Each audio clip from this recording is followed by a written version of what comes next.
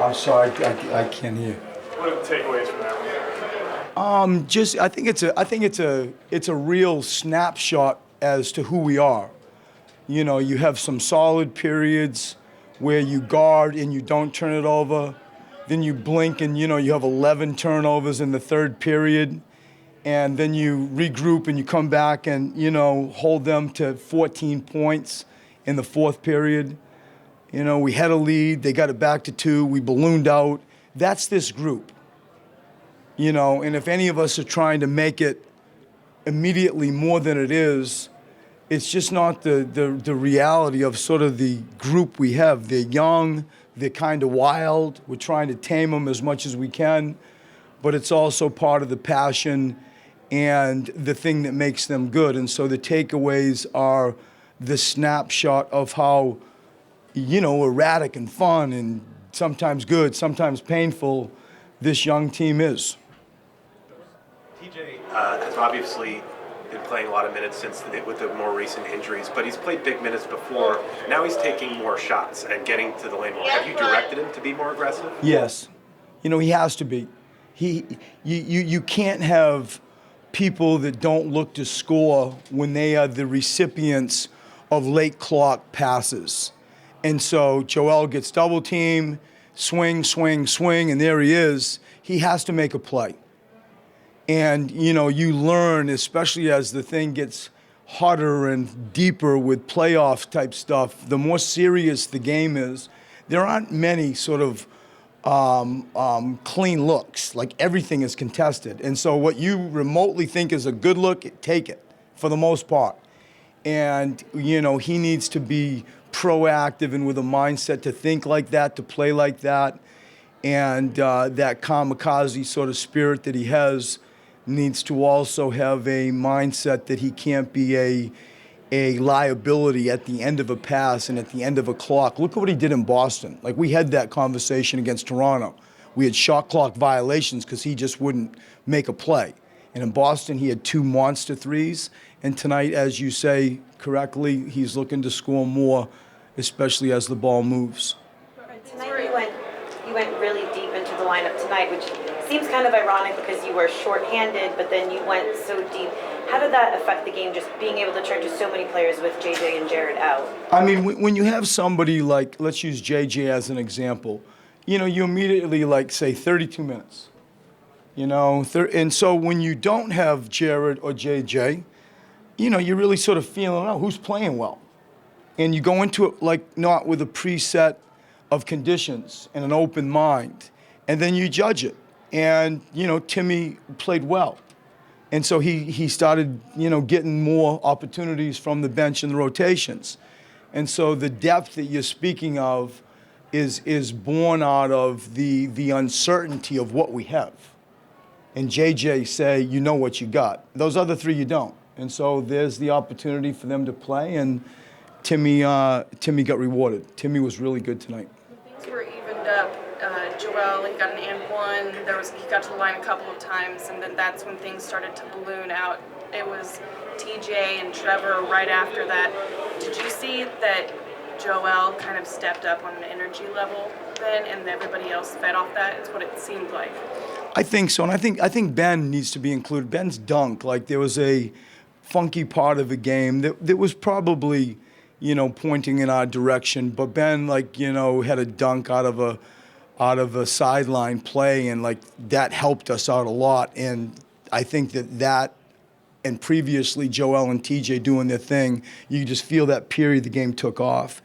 And I think that defensively, we understand who we are. They had 14 fourth period points. They ended up with 94 for the game.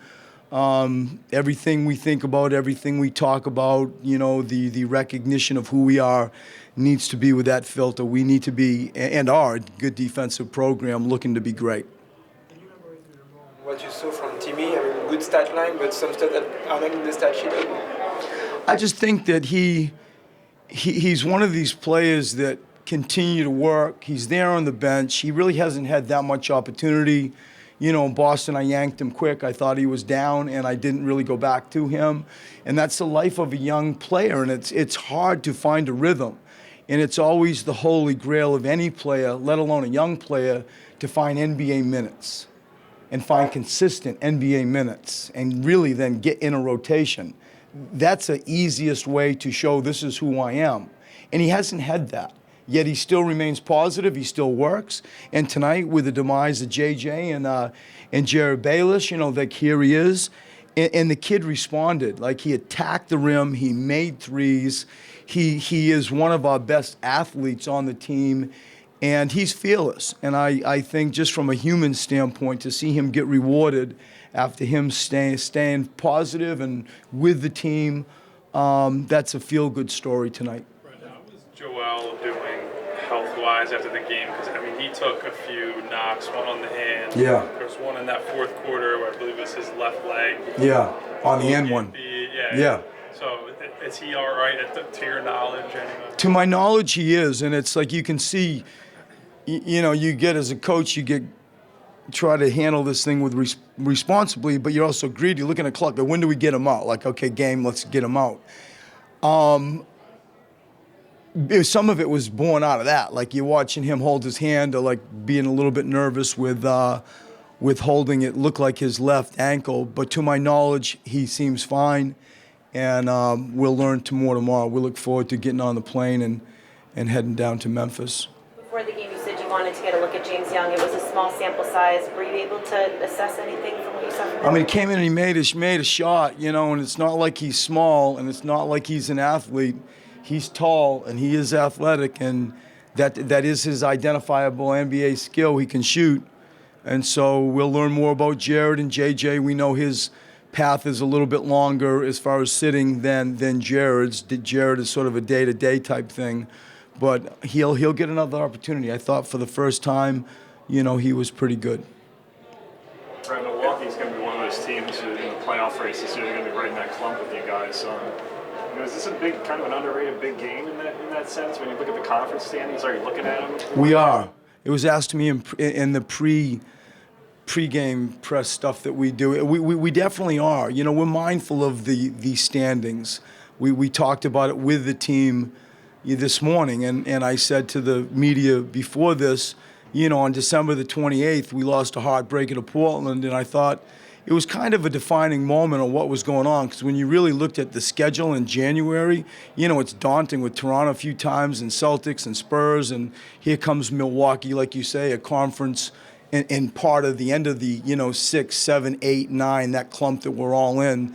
We see that and we pay attention to that. And like you walk out there, the crowd was amazing. You look at it, it's a game in January, and you walk out there and you could just feel like the city's passion for what we're doing lately is something that we appreciate. You could feel the crowd also enjoy that energy. We're aware of where Milwaukee is, and we're aware that we're going to have to get through them to claim one of those spots in April. Brett, there were the Eagles chants during the game. Any well wishes for your fellow? Completely. Like we've rejiggled our schedule to try to get on a plane earlier. We're going to head down to Memphis. We have a room waiting for us. We have a good spread of food waiting for us. And, we're going to enjoy this with the city of Philadelphia. It's stuff like this doesn't come around very often. And so on behalf of our team, we say, like the rest of the city, go Eagles. Thank you.